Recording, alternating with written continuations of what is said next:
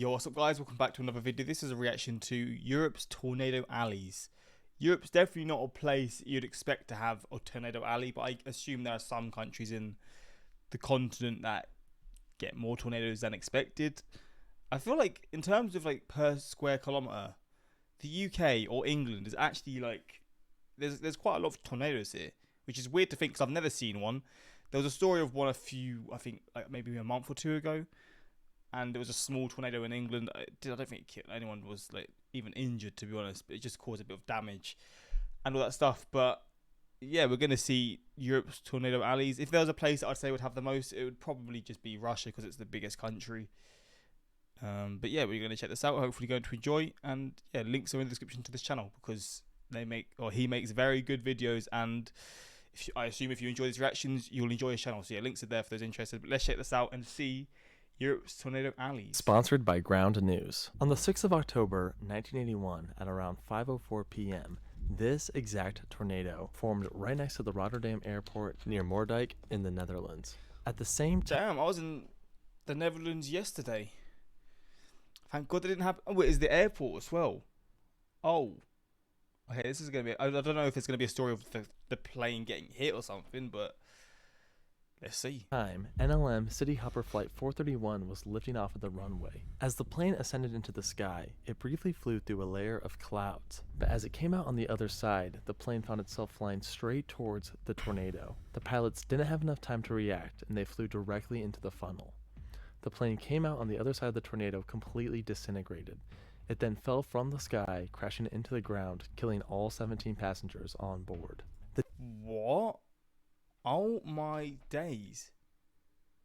I've never heard of this in my life. This sounds like a horror movie. Data from the flight recorder actually showed a sudden increase in altitude, but that wasn't actually a sudden increase in altitude. That was the low pressure region of the tornado. So it has essentially been proven that the plane did indeed enter the funnel. It's a very tragic story, and it's a surprising story because not many people really think about tornadoes in the Netherlands or in Europe in general. They think of Kansas and Oklahoma, but tornadoes do happen in Europe, and they can be just as dangerous. Jesus. And that's what we're talking about today. We're going to discuss the tornadic history of the many different regions of Europe, from the UK to Germany to Poland to France to Belgium to Spain to Italy, all over Europe. We're going to find out which countries and regions have the highest concentration of tornadic activity. We're going to discover Europe's tornado alleys. See, this is showing there's a tornado alley. I've never, again, I don't know what the past would say. Maybe there's been some actual like events where the UK or England, should I say, because this is in England. Actually, it's a little bit in Wales, I think, has been hit by tornadoes in this area. I'm thinking of what cities are there. I mean, London's sort of on the outskirts of this bit. I guess Birmingham will be pretty much the main city there. I feel like Birmingham's like around here. I'm thinking of big cities here. I don't really know any cities there. Let's get into it. We'll see.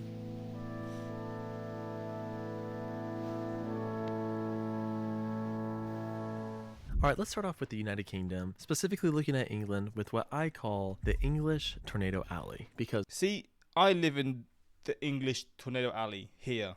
looking at England with what Here. Bro, I've never seen a tornado in my life. But here we go. We're going to see. I mean, I don't want to keep saying that. People know that by now. I've said that many times. Let's see, because I am fascinated to see these like tornadoes and these, I guess, stories of what's happened. I call the English Tornado Alley, because fun fact, England within the UK actually has more tornadoes per square foot than any country on earth. Crazy. Yes, including the US. Crazy. England has 2.2 tornadoes a year per 10,000 square miles, while the US only has 1.2 tornadoes per 10,000 square miles. Now that's a little bit misleading because technically England is a lot smaller than the US, and you know, I mean, if you like just took Florida, for example, there's actually 12 tornadoes per 10,000 square miles in Florida, like way more than England. So yeah, it's a bit misleading. But either way, England and the UK in general do have some potential for some pretty wild tornadoes. Most of these tornadoes occur in the central plains of England, and they are very weak, like very, very weak. Like you can drive through them on the highway weak. She's scared, though. Reed Timmer would be very proud of that tornado intercept. Very impressed. Oh, that's tiny. I was thinking, wait, where's the tornado? It's this little tiny one that goes by. That tornado intercept. Very impressive. Stronger tornadoes do occur. One notable example is the December 8th, 1954 West London tornado.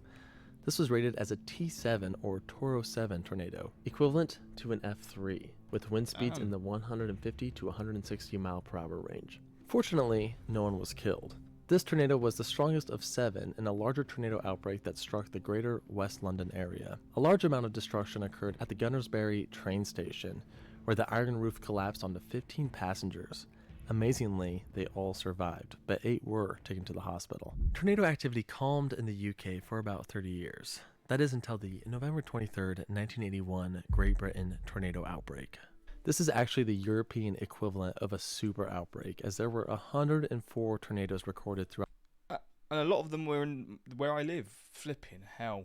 Okay, this is really fascinating to me, man. I have no knowledge on any of this, but let's see what happened, I guess. The central parts of England. But it wasn't as crazy as you'd think, as they were all extremely weak. Okay. There were 21 F unknowns, 24 F0s, 57 F1s, and only 2 F2s. The strongest F2 or T5 tornado occurred in Holyhead, where 20 homes were heavily damaged, and 1 mobile home was completely destroyed. In my tornado hotspots video, I mentioned how Birmingham, Alabama is hit by tornadoes all the time. It's a very active tornado hotspot within the US. Well, it turns out the original Birmingham, yes, Birmingham, England, which Birmingham, Alabama is named after, is a bit of a tornado hotspot itself. There have been 7 recorded tornadoes to hit Birmingham in the past 100 years, and the most recent being on July 28, 2005. Fortunately, no one was killed, but it was still the strongest tornado to hit the UK in 30 years. The neighborhoods of Balsall Heath and Sparkbrook were heavily damaged, including a primary school. Damn! Okay, this is wild for me to see, man. This is crazy, bro. This looks huge. And a historic church, the latter of which would need to be demolished due to the damage. The US may have a larger and more violent tornadoes, but do you know what Europe has that the US doesn't have? History. Ow. No, I'm kidding. I just got leg cramp. Sorry if I screamed in your ears. So the US has history. It has great history. I love US history. But European history, it goes way further back than the US's history. When it comes to Native Americans and tornadoes, there were stories and legends and lore, but there's never been like a specific event that was documented. In Europe, though, we can go way back and find some ancient tornado tales. Like, for example, the October 17th, 1091 tornado that struck London was once believed to be the strongest documented tornado in UK history. Modern assessment of the event believe it to have been an EF4 or a T8, with wind speeds in the 180 miles per hour plus range. According to William of Malmesbury, a 12th century English historian, over 600 wooden houses were leveled, resulting in 2 fatalities. Malmesbury described it as a great spectacle for those watching from afar, but a terrifying experience for those standing near. Yeah, that sounds like a tornado to me. But enough about ancient tornado tales. I want to briefly mention some recent events. A beautiful tornadic waterspout occurred in Suffolk on July 31st, 2016. I'm very envious for those who got to witness this. It's very clean, very, very nice looking. On June 25th, 2021, a weak tornado made quite a mess in the Barking neighborhood of London. Cars were damaged and a few brick walls Bro, these are such beta tornadoes, man. They're just not comparable at all. collapsed. And a very, very significant, very strong, possibly even an EF3 tornado struck the Channel Island of Jersey only a few months ago on November 26, 2023. It was the largest tornado to hit the UK since the West London tornado of 1954. This tornado tore roofs off and was rated as a T6 on the Toro scale. Very strong, especially for the UK. This tornado was part of a greater European windstorm that claimed 21 lives. Special shout out to Olivia for sending me these photos and videos. So the UK does have a mini tornado alley over the plains of England and does occasionally get strong EF2, low EF3 tornadoes. But overall, things are pretty tame. However, if we travel to the European mainland, things get a little more intense with what I call the Northern Europe Tornado Alley. Here we go. But before we get to that, tornado season is upon us. And see, this is different, bro. I mean, obviously it's the US, yet different, man. This just looks so aggressive. Jesus, man. And I want to stay up to date with all the latest tornado coverage, and you can do so with today's sponsor, Ground News. Ground News is an app. Secure that money, man. Makes me happy, bro. This guy deserves it. He's killing it with the videos, bro. So yeah, if you're interested, look at this stuff and you know what to do, man. Oh, I thought it was So much to Ground News for sponsoring the video. On June 29th, 1764, one of the most significant tornado events in meteorological history was beginning to unfold. In the late afternoon, an F2 tornado dropped beneath the cloud layer where it began its path of destruction through an oak forest. Trees were flattened and thrown into the air as the tornado slowly grew wider and stronger. Now at EF3 strength, the tornado tore the roofs off of houses in a small village, claiming one life. It then crossed a lake where witnesses claimed it created a mini tsunami. The tornado continued to grow to over 250 meters wide. Now at EF4 strength, the twister scoured the earth, leaving scars in the soil while destroying an entire birch forest. Continuing along its path of destruction, the tornado would eventually reach over 900 meters across. At this point, it destroyed a strong cobblestone mansion, lifting massive boulders high up into the sky, the kind of destruction only an EF5 would create. After about 19 miles, the tornado finally weakened and roped out. Modern researchers today estimate that this tornado could have had wind speeds over 300 miles per hour, making it one of the most powerful tornadoes on record. But there's no way they can actually judge that. They're just assuming, aren't they? I don't think there's any way they can judge this, and I would say I doubt that. Stuff from the when it's like weather stuff from the history, it's always quite hard to really grasp because there's no actual way to sort of know if it's true or not. So where was this? Texas? Oklahoma? Perhaps Kansas? No, it was in northern Germany. This is known as the 1764 Voideck Germany tornado. This event was truly insane and has been rated by modern researchers as an EF5 or T11, totally maxing out both the Fujita and Toro scale. It created a 19-mile path of destruction from Feldberg to Helpt, Germany, which at the time was the Holy Roman Empire. The lake tsunami that destroyed cobblestone mansion, truly an insane event. And you might be wondering, how on earth do we know about this? How can we be so sure that this event was so insane? Well, against all odds, the tornado was extremely well documented by Gottlob Burchard Gensmer. Sorry if I butchered that pronunciation. He was a German scientist that pretty much did exactly what the National Weather Service does today. He went out, surveyed, and documented the damage. We're talking a 77-paragraph, very detailed paper. He was like the original Ted Fujita. And modern historians and researchers looked at his documentation and concluded that the winds from this tornado would have had to have been in the 300-mile-per-hour range. Truly an insane event. One quick side note, the ruins shown on screen may be remnants from this exact tornado. I'm not entirely sure if these ruins were already there before the tornado, but either way, it was definitely in the path. It probably says somewhere in this document, but I don't speak German, even though Schwegel is technically a German name. LOL. This tornado occurred exactly in what I call the Northern Europe Tornado Alley. It encompasses northern France, Luxembourg, Belgium, Germany, the Netherlands, and parts of Poland. A much more recent event occurred near the same spot in 2015. On May 5th, a large wedge tornado struck the German town of Butzow, where cars, small structures, and trees were heavily damaged. This tornado was given an EF3 rating with winds around 150 miles per hour. Now for a moment, I want to focus in on a specific tornado hotspot within this greater tornado alley. This is a very active tornado region featuring northern France, Belgium, Luxembourg, western Germany, and all of the Netherlands. Let's just go over a few recent events in this region. On August 9th, 2019, an F3 tornado hit southern Luxembourg. Just look at those multiple vortices. Jesus. Insane. This tornado had wind speeds of around 150 miles per hour, putting it in the F3 range. There were 2 seriously injured and over 100 homes damaged in the event. Earlier that year, on May 13th, 2019, an F3 tornado hit western Germany. This tornado practically occurred on the Belgium-German border. The tornado hit the town of Rotingen, damaging over 40 homes. You can even see the tornado scar on Google Earth. Damn. On May 20th, 2022, that looks quite fast. a tornado in western Germany injured over 40 individuals and even took the life of one man. Look at that. This is one of the most defined wedge tornadoes massive. I've seen in Europe. Belgium gets struck all the time, including this tornado in 2020, this tornado in 2021, and even one as recently as last month on January 3rd, 2024. So far we've only looked at F2 and F3 tornadoes, but if you want an F4 rated tornado, we don't even have to go that far back. One occurred as recently as 2008 in northern France. This damage is very reminiscent of Tornado Alley in the US. Absolutely devastating. Oh my days. In this same area, we even have an ultra-rare, ultra-powerful F5. This is known as the Pal-Luel F5. The tornado took the lives of 6 people and injured over 30 when it tore through the streets of Pal-Luel, France, destroying buildings, throwing cars, lifting houses, with winds in excess of 200 miles per hour.